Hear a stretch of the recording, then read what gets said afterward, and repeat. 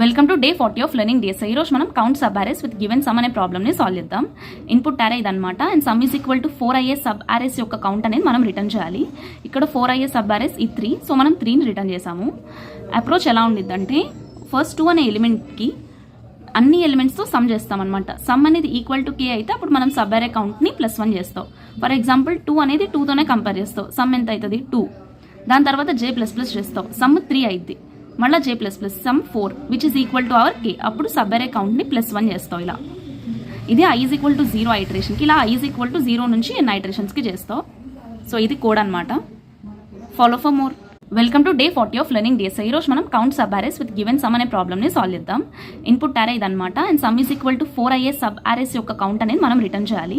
ఇక్కడ 4ia sub arrays ఈ 3, so మనం 3ని రిటర్న్ చేసాము.